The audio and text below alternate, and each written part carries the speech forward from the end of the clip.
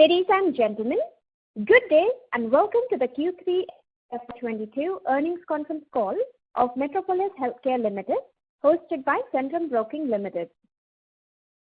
This conference call may contain forward-looking statements about the company which are based on the beliefs, opinions and expectations of the company as on date of this call. These statements are not the guarantees of future performance and involve risks and uncertainties that are difficult to predict. As a reminder, all participant lines will be in the listen-only mode, and there will be an opportunity for you to ask questions after the presentation concludes. Should you need assistance during the conference call, please signal an operator by pressing star then 0 on your touchtone phone. Please note that this conference is being recorded. I now hand the conference over to Ms. Cinderella Carvalho from Centrum Broking. Thank you, and over to you. Thanks, Margaret. Good evening, everyone. I, Cinderella Carvalho, welcome you all on behalf of Centrum Broking on the Q3 FY22 earnings Concall of Metropolis Healthcare Limited. At the outset, I thank the management of Metropolis for giving us this opportunity to host this earnings call. From the management team today, we have with us Ms. Ameera Shah, Promoter and Managing Director, Mr. Vijayendra Singh, Chief Executive Officer, Mr. Rakesh Agarwal, Chief Financial Officer. I now hand over the call to the management team for their opening remarks and further insightful discussion on the quarter. Over to you, Ms. Ameera. Good evening, everyone, and thank you for joining us for the Q3 FY22 earnings call. I hope you and everyone around you is safe and healthy, and I'm joined today by Vijayendra, Rakesh, and SG, our advisors. The presentation and press release have been issued to the stock exchanges and uploaded on the company's site. I hope everyone's had an opportunity to go through the same. Let me start by giving you our thoughts on the quarter that's just gone by. Point number 1, we embarked FY22 with a network expansion plan with a view to deepen our presence across geographies and increase the B2C ratio of the business. Accordingly, we have added 10 labs in about 470 centers in 9 months. Point 2, we have posted strong 31% growth. We've posted strong 31% growth on YOY basis in our core business, which is non-COVID business, excluding COVID, COVID allied, and the government contract. So this is the B2C, B2B core business that we have. Our B2C revenues have also grown strongly over the last few years. In fact, our 9 months FY22, we have crossed the B2C revenues of FY21 and are on course to report our highest ever B2C revenue in FY22. Even in quarter 3, we have grown by 25% on a year-on-year basis. Point number 3, we have successfully acquired Hitech and expect synergies to start contributing meaningfully over the next few years as we have got from our past acquisitions. Happy to share that during 9 months of FY22, Hitech reported 76 crores of non-COVID revenues, higher than the full year of FY21, and is now on course to deliver its best ever non-COVID year.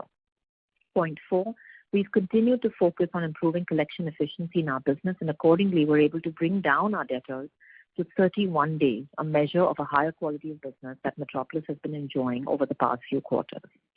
And point number 5, increasing coverage on our home testing business, which has now covered 103 cities. And the non-COVID home visits revenue is now 22% of our B2C business in Q3 FY22, which was much smaller maybe 4 or 8 quarters ago. All the above points are a result of the sustained focused efforts we have put in building a sustainable, consumer-focused scientific brand. We continue to see a long runway of growth for us in the diagnostics industry, and therefore it's important for us to make the investments to further strengthen our brand, scientific image, test menu, expand our leadership team, and on-ground servicing to increase our consumer connect. These investments have led us to dip slightly in EBITDA margins in Q3, along with the deleverage effects on account of loss of revenue due to large government contract, as we had indicated in our previous Concall. This was not unexpected and as per our guidance. Apart from lower government business in Q3, price capping on COVID tests and unseasonal rains in our large markets impacted the testing volumes. In spite of all these challenges faced, we have reported healthy normalized EBITDA margins of 27.5%, that is EBITDA before CSR ESOP and a one-time acquisition cost. We expect some of the digital and marketing costs that to remain in Q4, but expect growth in margins in Q4 on account of higher quarter-on-quarter volume growth in the government contract and the leverage benefits thereon. Hence, we expect to close FY22 at similar levels of normalized EBITDA margins that we recorded in FY21. Happy to share that we have onboarded a Chief Revenue Officer in the leadership team who shall identify ways to augment revenue from existing business segments as well as identify newer growth opportunities. This is in line with our focus to strengthen our leadership team and the middle management. We will continue to make investments in strengthening our team in a bid to capture market opportunity. Let me now share with you our growth strategy on high-tech. As we have completed the acquisition, our focus now will be on time-bound integration of high-tech within Metropolis to extract synergies on revenue as well as on costs. On the cost front, we expect to save on raw material procurement on the back of increased scale of business. Rationalization in infrastructure, manpower, logistics, and usage of Metropolis IT will lead to optimization in operating expenses. This will eventually improve EBITDA margins of high-tech by 3 to 4 percentage points as the integration continues.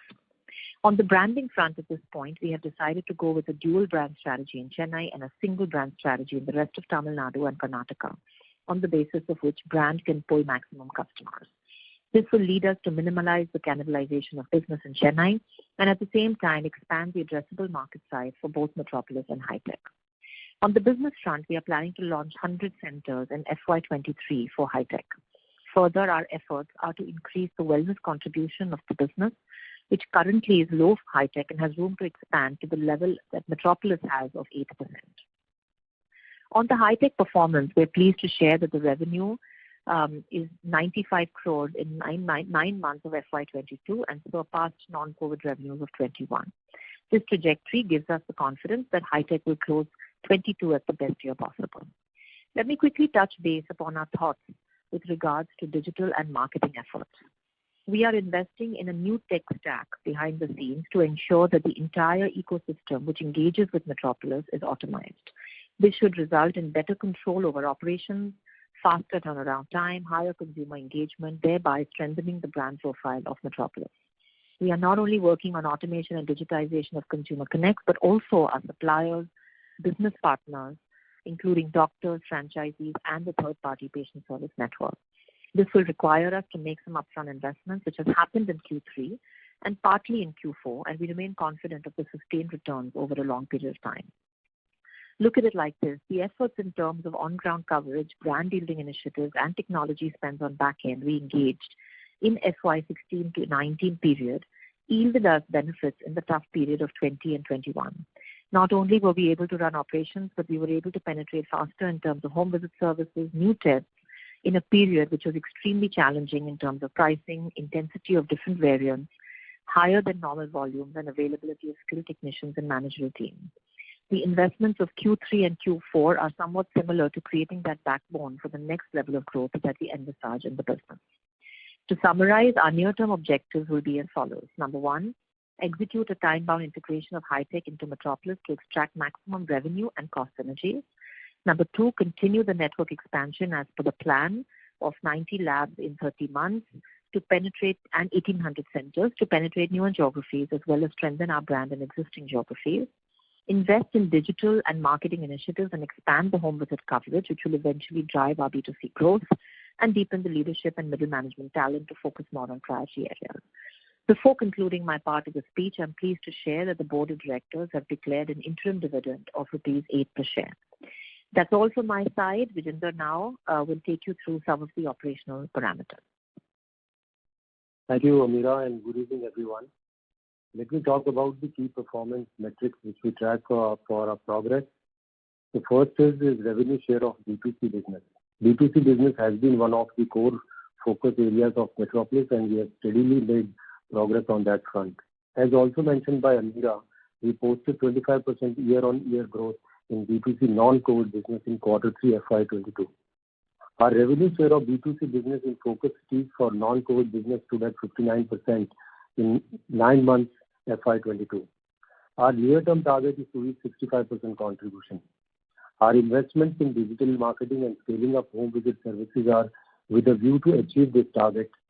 High-tech being a focused B2C player will also aid Metropolis to increase the B2C business, especially in the focus cities of Chennai and Bangalore.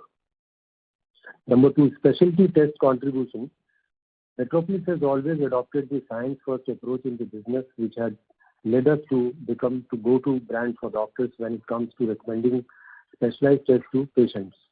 Specialized tests on higher realization enhances profitability and creates a differentiating factor for the company.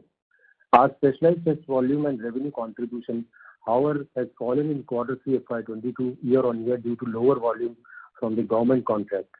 This, as we indicated, is a one-off event, and as volumes return, will normalize in Q4. Going ahead, we will continue to focus on research and development to introduce newer specialized tests in order to provide value to our customers. On home visit testing business, home visit testing is one of the key growth verticals for Metropolis. FY21 has been an extraordinary year for the home visit business as people opted for home visits considering the safety and convenience for COVID as well as non-COVID. In FY22, the growth continued from home testing as well from the centers as lockdown restrictions were relaxed. Overall revenue from home visit dropped in Q3 FY22 due to COVID pricing capping. However, the home testing for non-COVID business remained firm in 9 months FY22. Home visit revenue for non-COVID stood at rupees 74 crore as against rupees 80 crore in the whole of FY21. At current run rate, we shall post strong growth in home visits revenue for non-COVID in FY22. We believe the growth will come from centers as well as home visits for us, and hence our omni-channel strategy we believe is the right way to move ahead. Our home visit coverage has now been extended to 103 locations in December 2021 as compared to 89 in September 21. On digital initiatives, we have ramped up the digital initiatives at Metropolis to make us future ready and create an all-round digital ecosystem for all our customers, partners as well as doctors. Let me highlight few of the initiatives we have taken. Number 1, we have launched e-commerce capabilities on a web platform that will allow Metropolis the capability to connect with other e-tech players. Number 2, we have built a multi-channel interaction capabilities across websites, applications, WhatsApp and chat for our customers. Number 3, for our partners, we have built a roadmap to scale up the home visit business. Number 4, we are digitizing operational process to improve efficiency and turnaround time. Number 5, we are providing enhanced capabilities to retail customers like appointment booking, sample tracking, etc. As a result of these efforts, about rupees 76 crores of revenue came through leads generated via digital medium, which is about 8% of 9 months FY22 top line. Our target is to reach double-digit revenue contribution through digital leads by end of FY22 and increase it significantly over next 3 years. Let me now come to operational numbers. I am pleased to share that we recorded strong 22% growth in patient volumes to 3.3 million for Q3 FY22, while number of tests increased by 24% year-on-year to 6.3 million in Q3 FY22. However, the revenue per patient for non-COVID business dropped by 5% year-on-year to rupees 911, and revenue per test for non-COVID business dropped by 9% year-on-year to rupees 423. This was primarily on account of consolidation with High-Tech, which has lower revenue per patient and revenue per test as compared to Metropolis, as they cater to the value end of the market. Lower volumes from government contracts also had a negative impact on this, which is expected to reverse in Q4. Including COVID, revenue per patient has decreased by 13% on year-on-year basis to rupees 898, and revenue per test has decreased by 14% on year-on-year basis to rupees 462. As COVID test prices were much higher last year and were capped downwards during this year. Our revenue profile among focus cities and other cities stood as follows. Focused cities, 5 cities including the city and peripheral area around metropolitan region contributed 64% to the total revenue in Q3 FY22. Seeding cities, 8 cities including the city and peripheral area around the region contributed 18% to the total revenue in Q3 FY22. Rest of the other cities contributed 19% of the revenue in Q3 FY22. With respect to geographic distribution, revenue contribution from West region was 56%, South contributed 25%, North contributed 7%, while rest was contributed from East and international locations. To conclude from my end, our focus going ahead will continue on ramping up the B2C business on the back of investments in digitalization, marketing and expanding the home visit services locations, along with the planned network expansion. On the acquisition front, our efforts will be focused towards the smooth and quick integration of Hitech's operation with Metropolis to drive the synergies. That's all from my side. I will now ask Rakesh to take you through the financials. Thank you. Yeah, hi. Thank you. Good evening to everyone on the call. Let me give you a snapshot of our financial performance. As mentioned earlier, the Hitech numbers are consolidated with Metropolis with effect from 22nd October, the day the acquisition was completed. Quarter 3 financial year 22 revenue stood at rupees 293.1 crore as compared to rupees 274.7 crore in quarter 3 financial year 21, up by 7% year on year. Hitech contributions stood at rupees 19.6 crore in quarter 3 financial year 22 revenue. Non-COVID business contributed 83% of the revenue, while COVID RT-PCR contributed the rest 17% of the revenue during quarter 3. Non-COVID revenue stood at rupees 244 crore in quarter 3 financial year 22 as compared to rupees 224 crore in quarter 3 financial year 21, up by 9.9% Y-on-Y. 9% Y-on-Y, sorry. COVID RT-PCR revenue stood at rupees 49 crore in Q3 financial year 22 as compared to rupees 51 crore in quarter 3 financial year 21. As COVID test prices were significantly lower this time as compared to last year, same period, even though COVID volume grew significantly in the same period. EBITDA before CSR, ESOP and one-time acquisition cost stood at rupees 80.5 crore in quarter 3 financial year 22 as compared to rupees 90.2 crore in quarter 3 financial year 21. EBITDA margin for the same stood at 27.5% in quarter 3 financial year 22 as compared to 32.8% in quarter 3 financial year 21. The EBITDA margin drop was led by investment of approximately 17 crore in the following. Number one, investment in digital initiative which impacted margin by 2.9%. Investment in network expansion which impacted margin by 0.5%. COVID-led pricing drop impacted margin by 1%. And upfront investment in manpower at corporate and front-end considering the growth aspiration of the company impacted margin by 0.9%.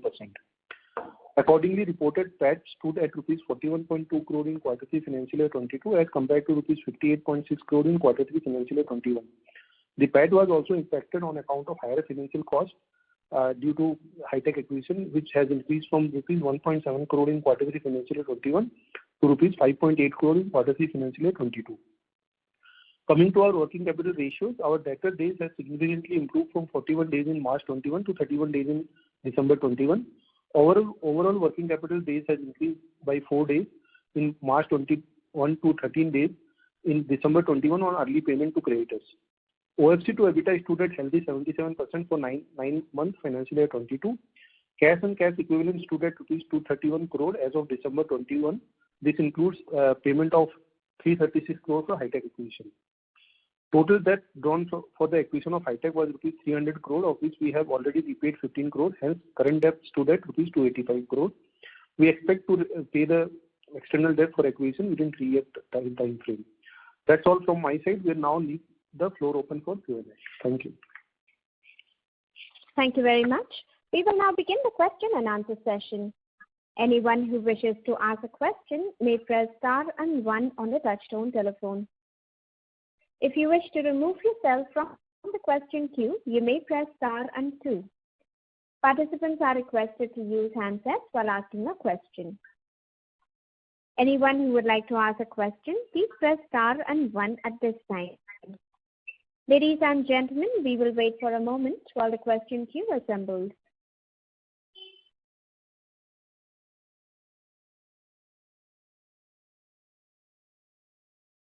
The first question is from the line of Pooja Bhatia from Morgan Stanley. Please go ahead.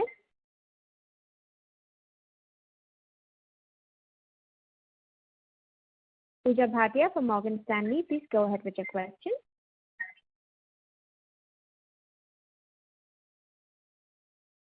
Pooja, we would request you to unmute yourself from your handset and go ahead with your question, please. Due to no response, we'll move to the next question, which is from the line of Rahul Agarwal from InCred Capital. Please go ahead. Yeah, hi. Thanks for the opportunity and good evening, everybody on the call. First question, essentially, Ameera, was if you could help me understand the non-COVID patient volume growth. So I'm looking at a number of 2.42 million, which is basically the patient volume for 3Q FY20. Any analysis on a 2-year CAGR basis, excluding high tech and excluding all COVID allied, any like-to-like number, could you help us understand what is the CAGR growth we are looking at on non-COVID, please? That's my first question. Rakesh, you want to address that? Yeah, you can go ahead with your second question. I think we'll just quickly come back on that. Can you ask the second question? Okay, so second essentially is on bookkeeping. Could you help us understand some balance sheet headline number for high tech? Just before this consolidation happened from 22nd October, like net worth, net block, cash, and goodwill recognized in Metropolis. That's my second question. Yeah, sorry, I was looking at the numbers. So can you just, sorry, my bad. Can you repeat this? So we are, from a volume point of view, what you asked is we are growing around 11% CAGR from 20. Okay, this is like-to-like, excluding high tech, excluding COVID allied. Yes, right? everything. This is absolute like-to-like. Okay, cool. Thank you so much for this. And on the headline numbers for high tech, net worth, net block, cash, and goodwill recognized, please. Yeah, so basically, as quarter 3, we are not, publishing our balance sheet. So this number have been formed up, and we are in the process of closing these numbers with our internal external auditors. So I think this number will get formed up somewhere in this month, and in quarter 4 results when we publish, we will give you all the take-up of the cost which has been incurred and the items where it is going. Okay, specifically I was looking for, if you could help me just one number on depreciation amortization. Whatever goodwill has been created in Metropolis books, the number you have charged to the P&L in Q3, is that possible to share? So basically, there is a small amount which will be charged to the P&L because the goodwill, as per the regulatory requirement, is not subject to any depreciation. So I think that's the information I can give you. But in quarter 4 you will get a further information about it. But the amount to be charged to depreciation will be a very small amount. Cool. Thank you so much. And just one last request, not a question, that essentially there was very little time gap to analyze the presentation when it uploaded to stock exchanges and within this call. If you could just have like an hour of gap between these two things, it will help us better to analyze and check on meaningful questions.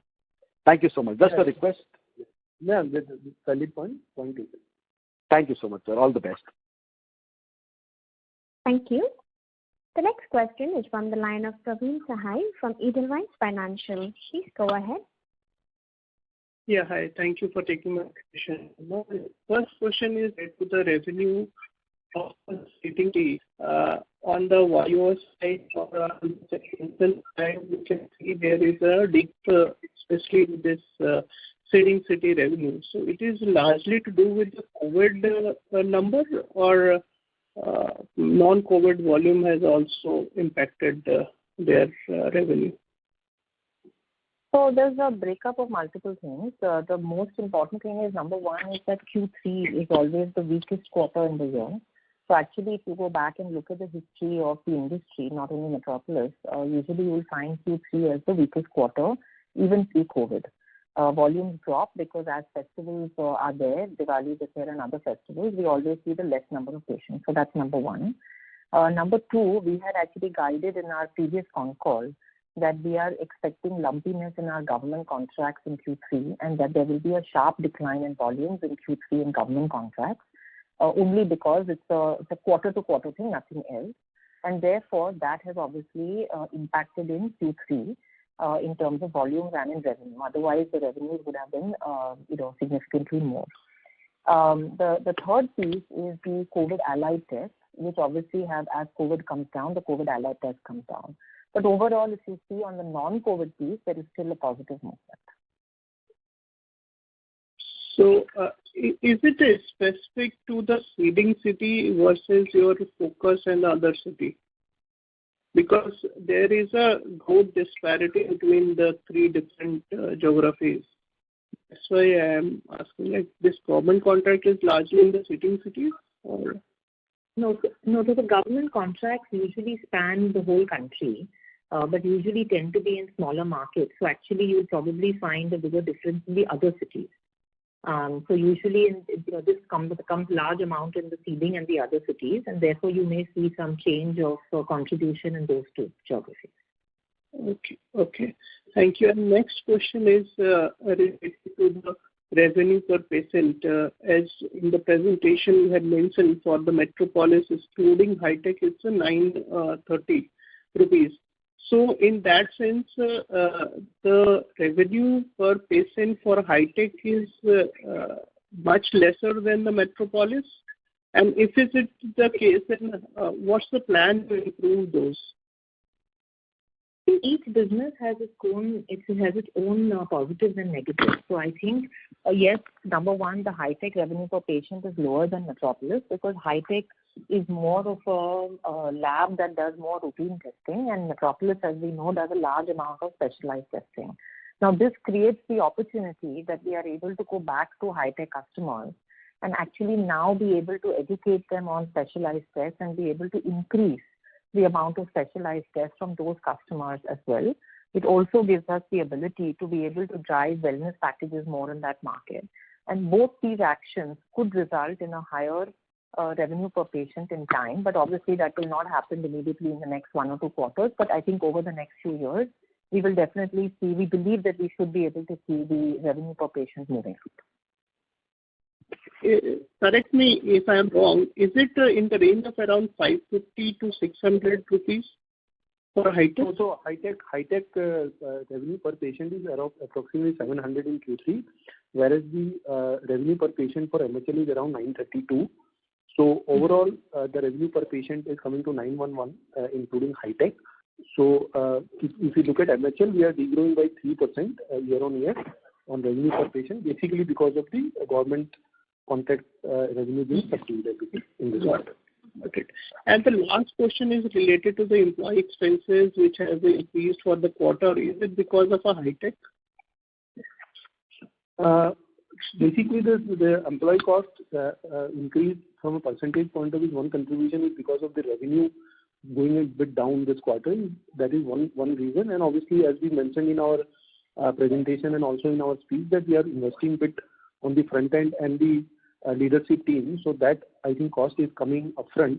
But obviously, we'll see benefit of it coming in the next quarters and time to come. Thank you. Thank you.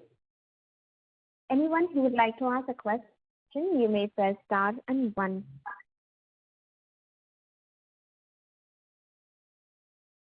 The next question is from the line of Shyam Srinivasan from Goldman Sachs. Please go ahead.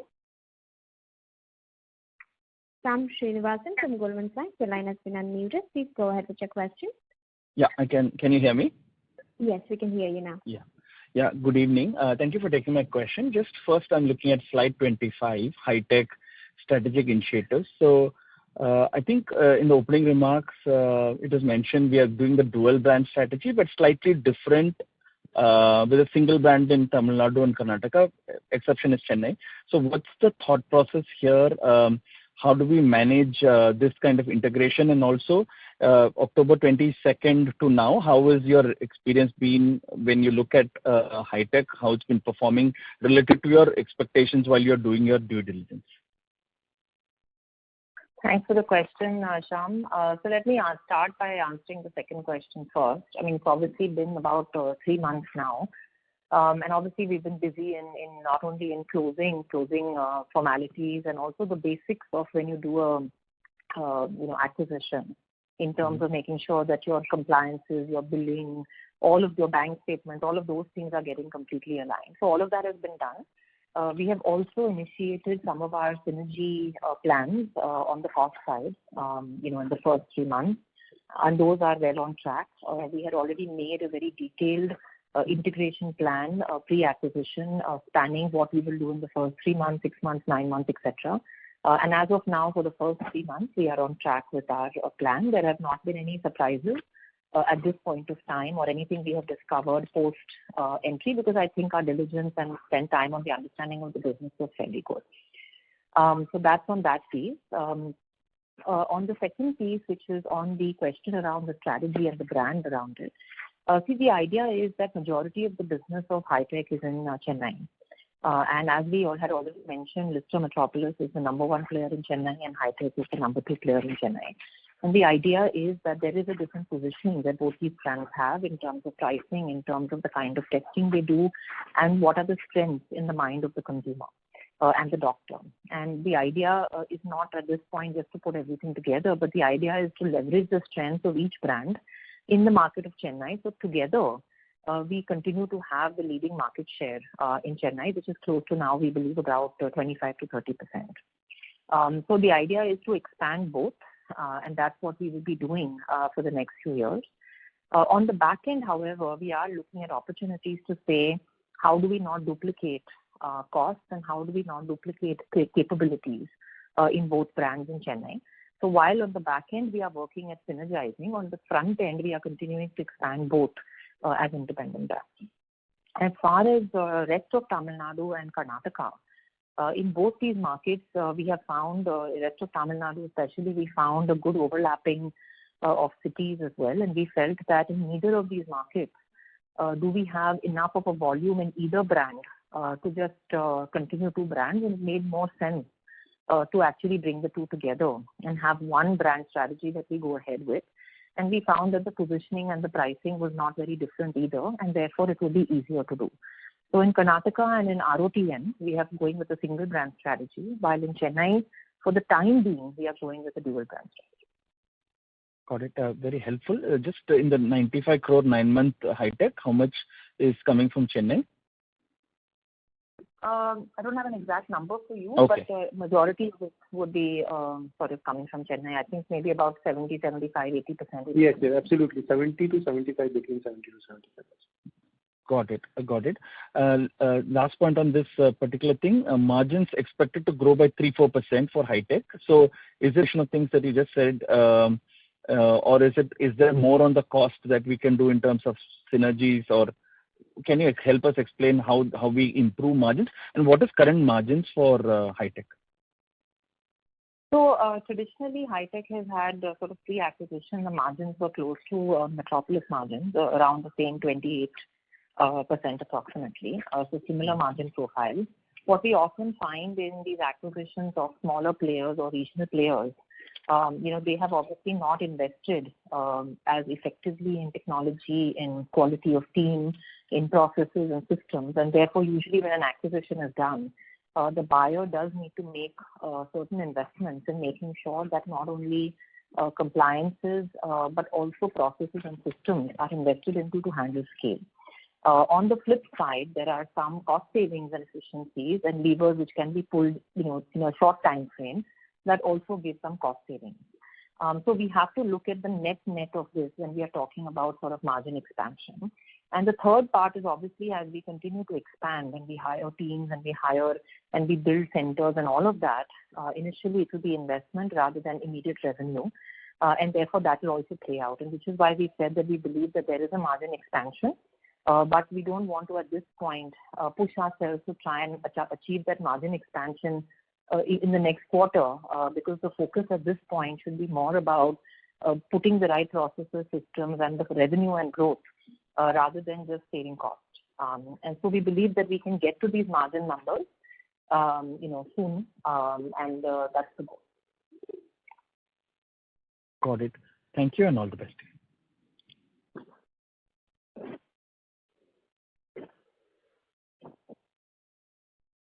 Thank you. The next question is from the line of Pooja Bhatia from Morgan Stanley. Please go ahead. Greetings, everyone. I'm sorry I got dropped out. I'm not sure if my questions have been asked already. So my first question is on network expansion, and there are 30 labs and 600 centers for this year.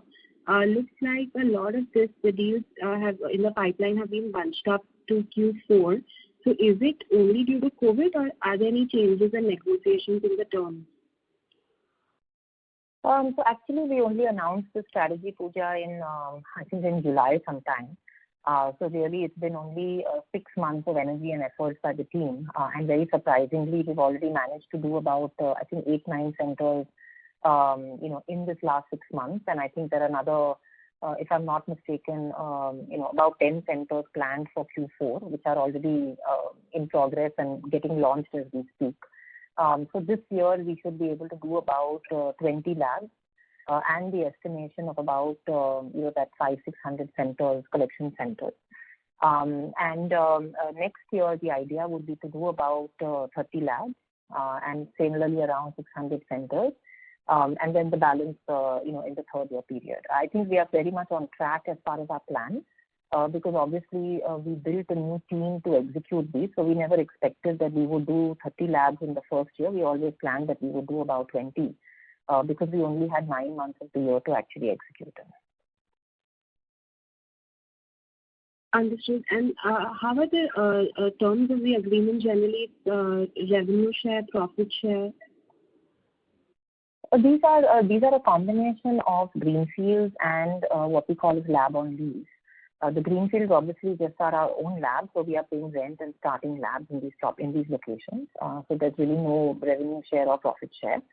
In the lab on lease model, these are all long-term agreements where there is a revenue share on the existing business that they hand over, plus a lesser revenue share on the new business that's generated. But all these are obviously long-term contracts. That's helpful. On Q4, generally seasonally, it is a better quarter. So this time, it could be different given that there is the Omicron outbreak. So how has the core business done so far in the first, a few days of this Q4, both on the acute and the chronic side, routine and semi-special and specialized? Yeah, I mean, like you rightly said, obviously during the wave, obviously the non-COVID business does get temporarily impacted, and that's obviously what has happened in January.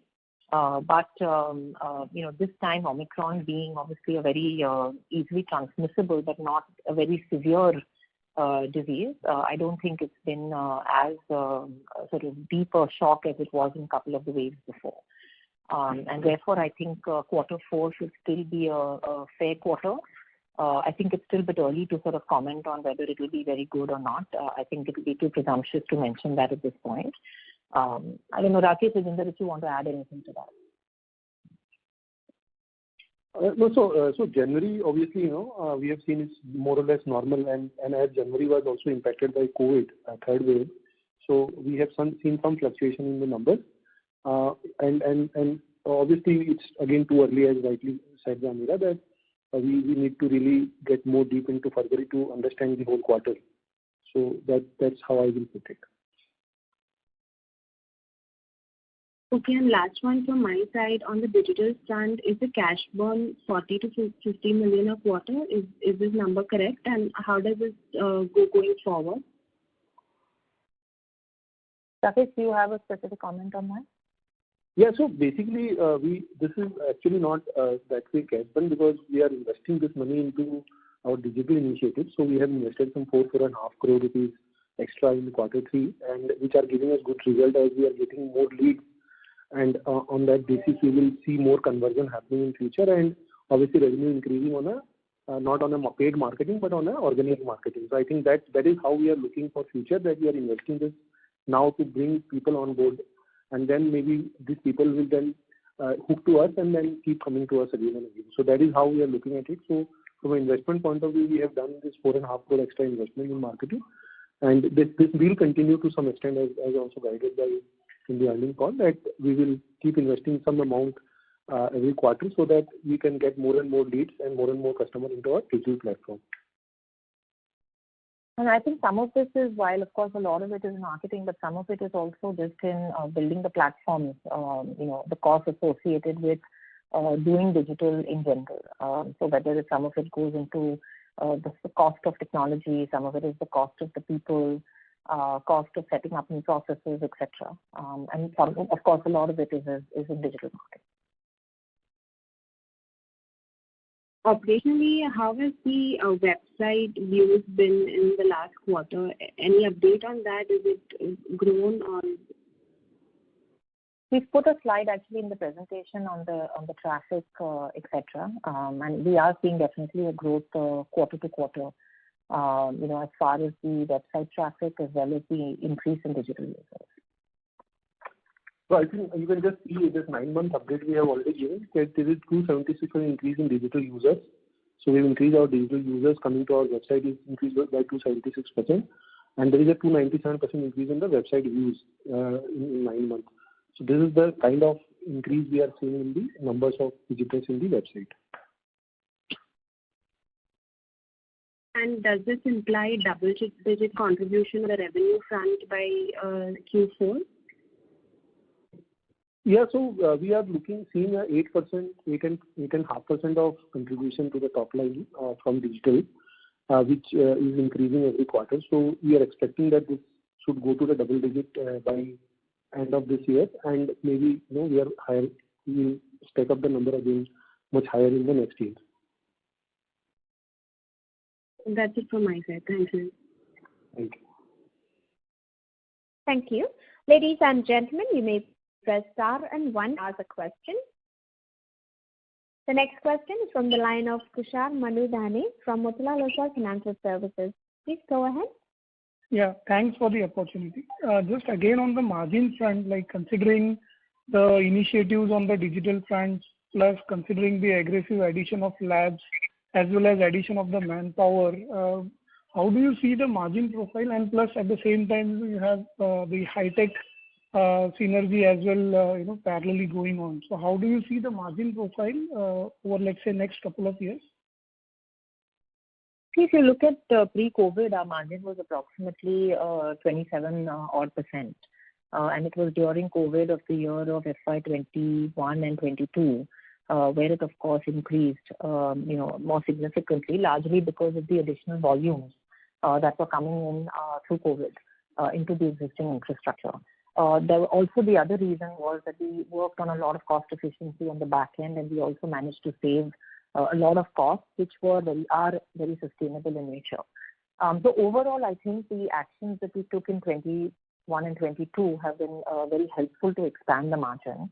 And we are now using those same savings to actually really reinvest in the business to expand for the next growth. Because at the end of the day in business, there's always going to be a choice to say that, look, should I focus on revenue at this point of time? Should I focus on margins at this point of time? And while we focused on margins the last couple of years, we think it's time now to refocus on revenue without really compromising margins significantly. So, like, what are the things? There is obviously also a lot of competition in the sector, and therefore it's important that we build out the digital piece. It's important that we, continuously keep, advancing our services towards excellence. We make things easier for the consumer, and at the same time expand our footprint all across. So I think, generally, I think that's the direction we are going in, and I think the profit margin of 21 and 22, as we had always said, was a elevated profit margin. But we think going forward, it will be at a more normalized level, as we have seen on a more consistent basis. Got it. And secondly, on this e-commerce side, while we have our own digital platform, but are we also thinking of providing, as a portfolio or as a package of service on the other websites in terms of as a marketplace per se? No, absolutely. We are already tied up with players in the health ecosystem, and participating in the digital growth on its own. So that is a part of the journey as well on the digital side. It's not only about what consumers come to us, but it's about how we can partner with others in the health ecosystem, and if they are generating consumers, how we can support them from a pathology and diagnostics perspective. All right. Thanks. That answers me. Thanks a lot. Thank you. The next question is from the line of Madan Gopal Ramu from Sundaram Alternates. Please go ahead. Good evening. If I look at the non-COVID business for the current quarter, and if you remove, you mentioned that digital contributed 10%, so probably it would have come year-on-year basis. The base business seems to have been flat almost. Is there any loss of market share due to the new age companies coming and competing with us? Because at any point we would have expected at least a mid-teen or low-teen sort of a growth in the base business to continue, right? So I think there are two, three things happening in the industry, right? Firstly, I think digital and offline are all obviously going to feed off each other because finally, usually, anytime you see the industries come together, it's never going to be completely additional. I mean, it's the same patient who is now also exploring digital as a means to, so when we say we are acquiring a consumer through digital, it doesn't mean that it has degraded our offline base because it's all the same.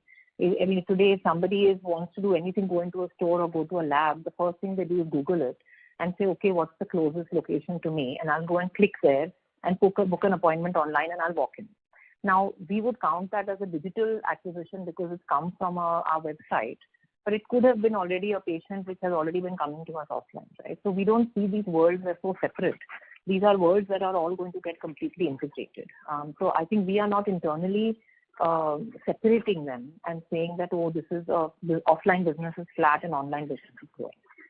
So we would urge you to also look at them as a more integrated model because that's how it's going to be in the future. And that's how our lives are today, actually.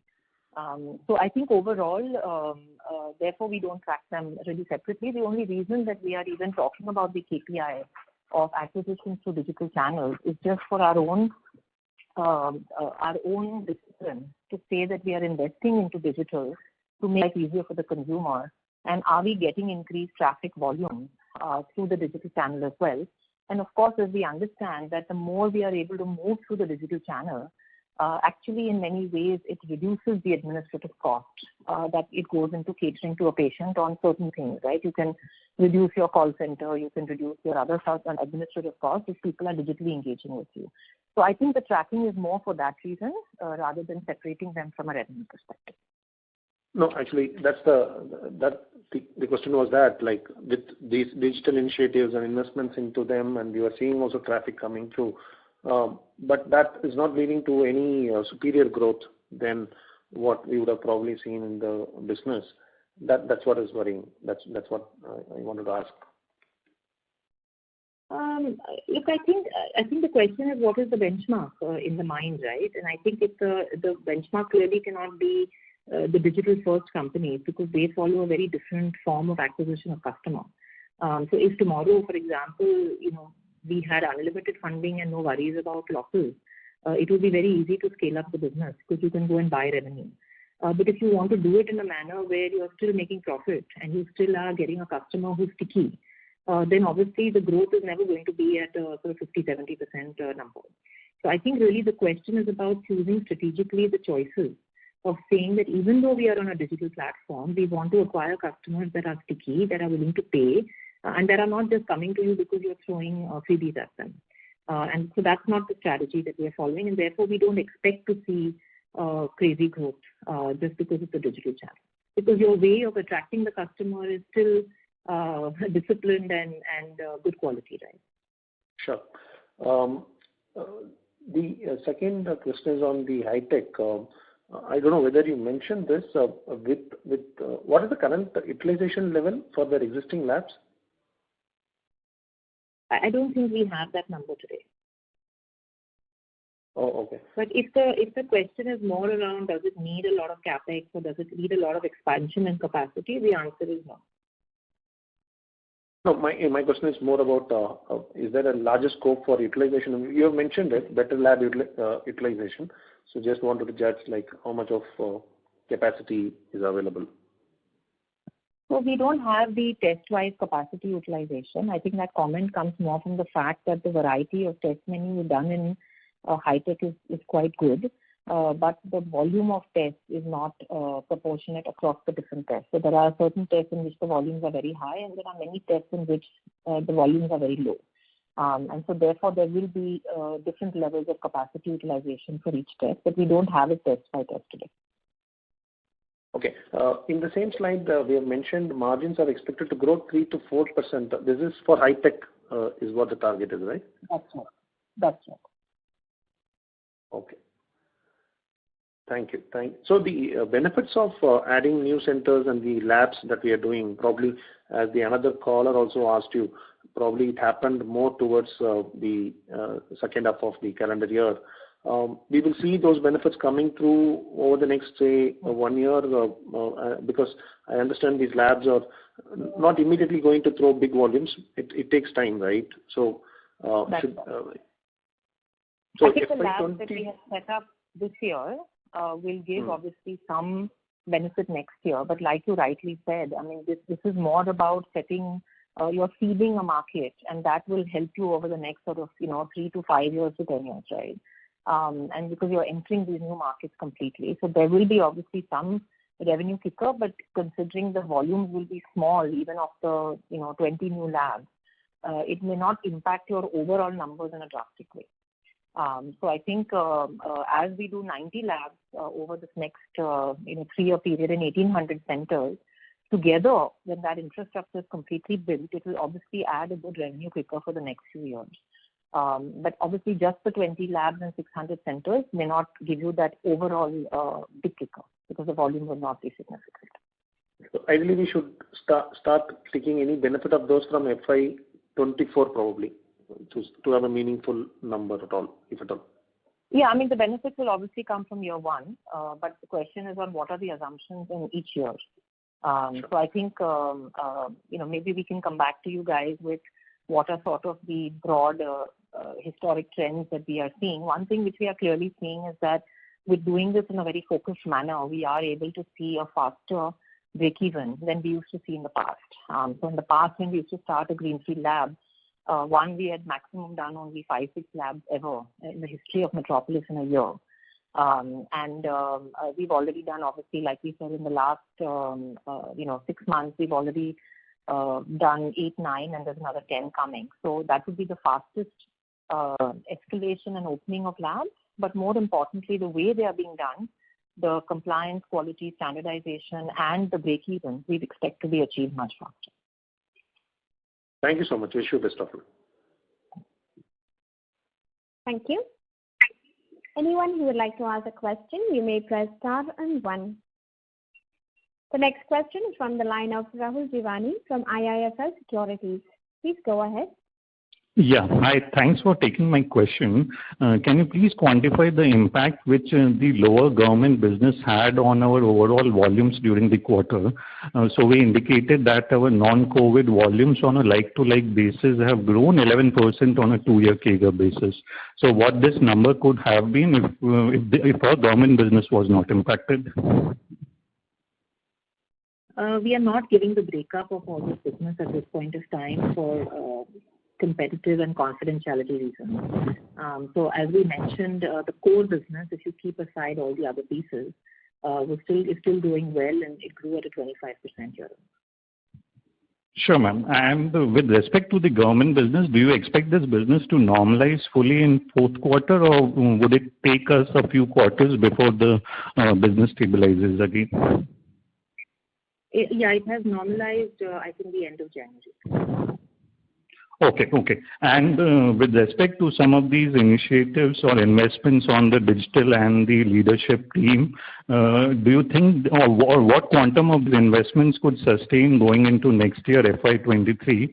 And you have guided that the company at this point in time is prioritizing revenue growth over profitability. So going forward, can we see, because of these initiatives as well as the organic network expansion plans which we have, our revenue growth or going forward could be higher than the mid-teens which we have delivered in the past?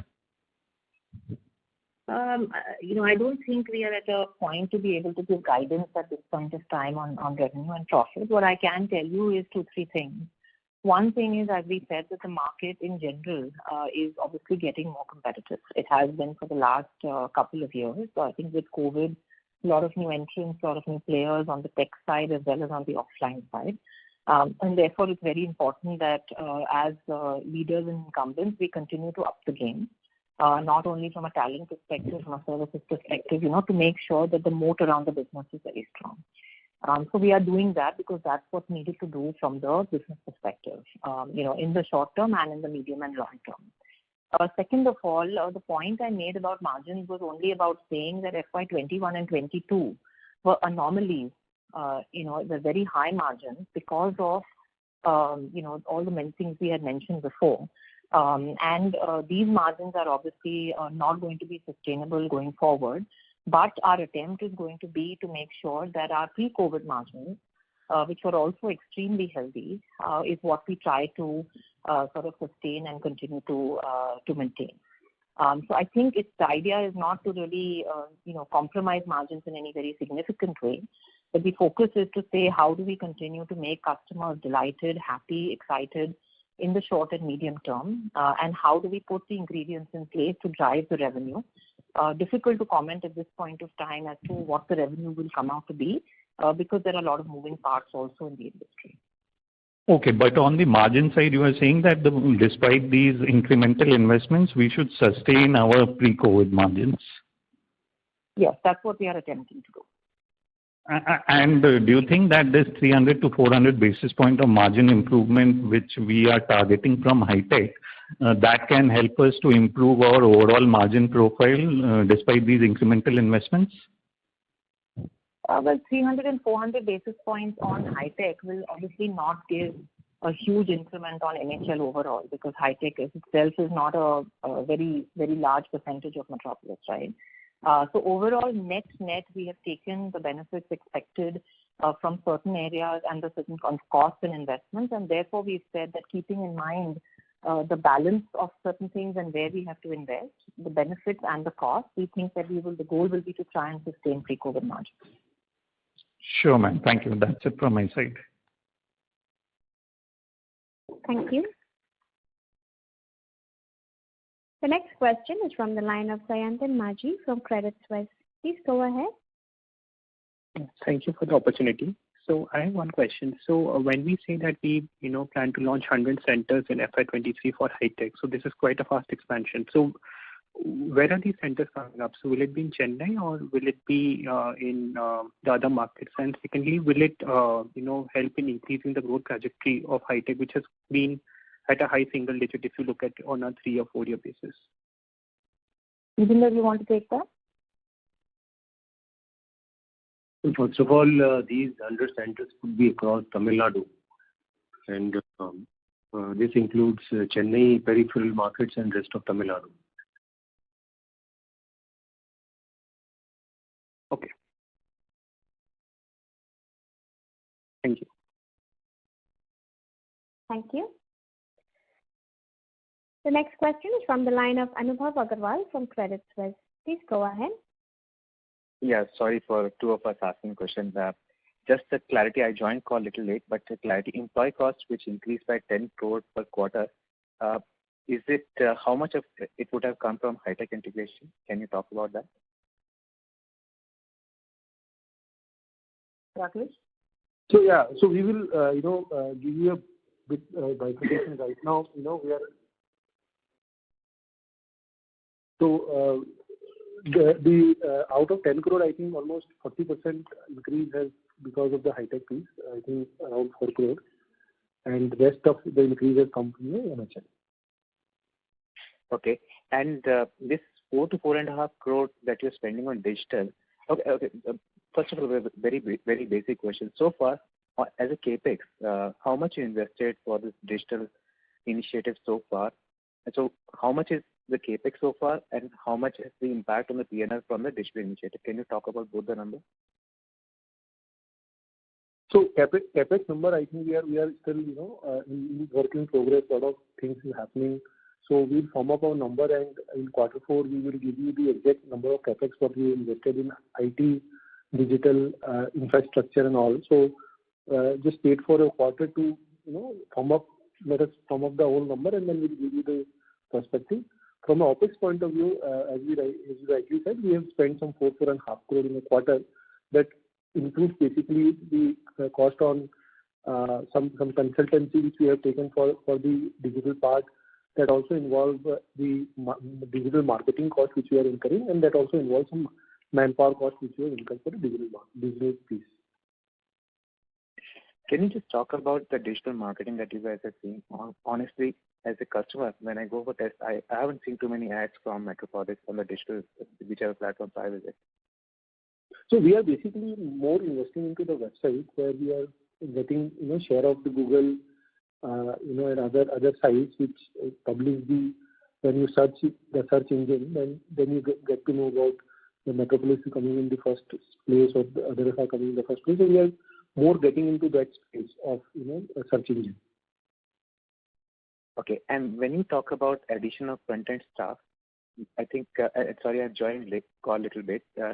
You mentioned about chief revenue officer, etc. So what kind of additions have you talked about, have you done in the team? Can other than chief revenue officer, any more important positions that you want to enumerate over there?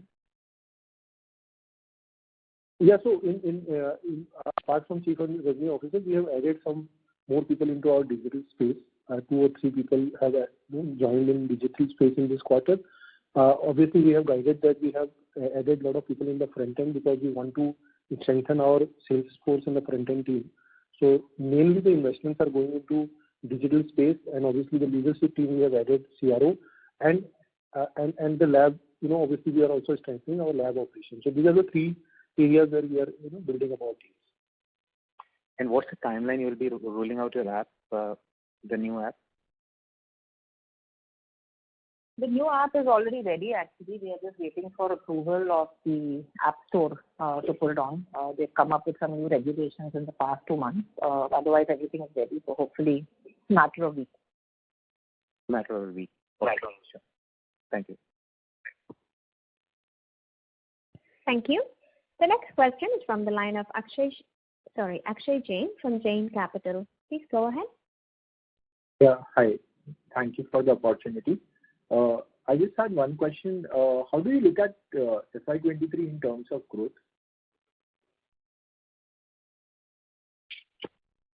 How do we look at it in terms of growth? Well, we'll continue to expand the geographical expansion as we discussed. We'll continue to do all the engagement with consumers, continue to build the product line. All the activities that we mentioned we are going to do, and the revenue growth will always be an outcome, obviously, of that.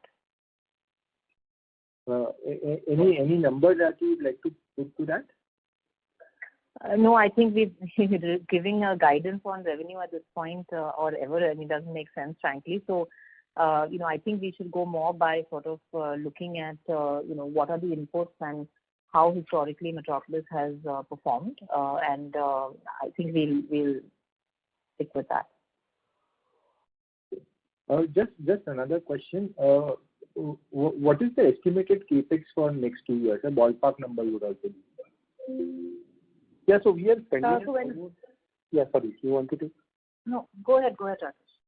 Yeah, so in last 2 years, if you look at, we have spent some, around 25 crore to 30 crore of capex, and as we said that this year we have intensified a bit of our network expansion. We have also invested some in digital. We have also invested some money in the infrastructure upgradation.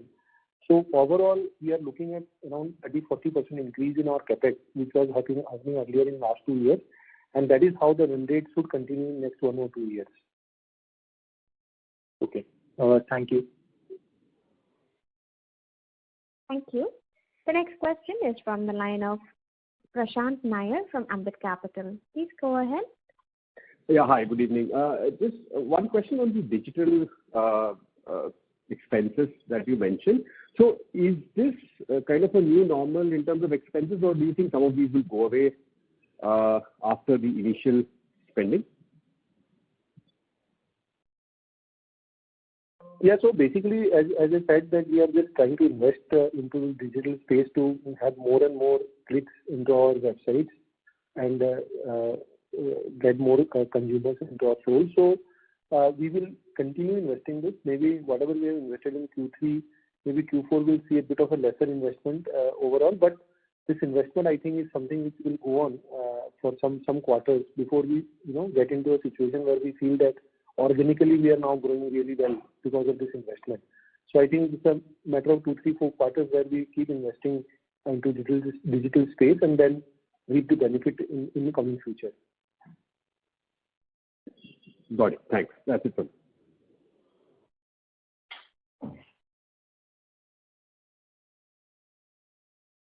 Thank you. The next question is from the line of Rahul Agarwal from InCred Capital. Please go ahead. Yeah, hi. Thanks for the follow-up. Amira, just one question on high-tech.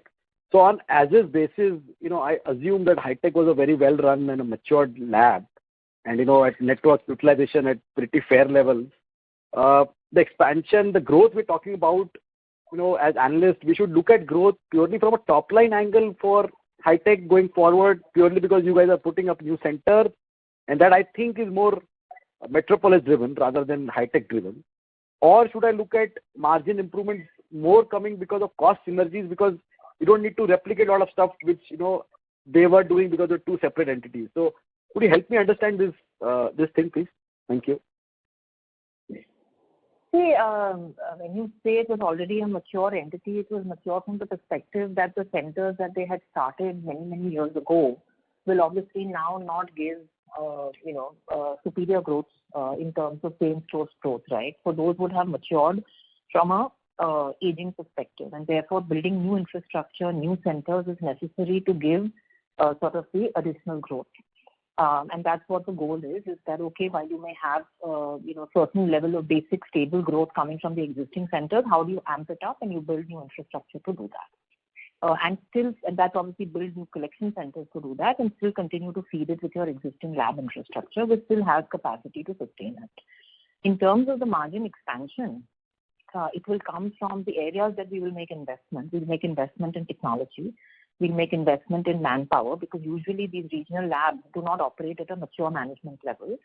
They operate as single operators by the pathologists who earlier ran them. So they have no management teams, etc. So you have to build the talent to now scale it. So there will be investment in management. There will be investment in technology. There will be investment in upping services and in quality of infrastructure.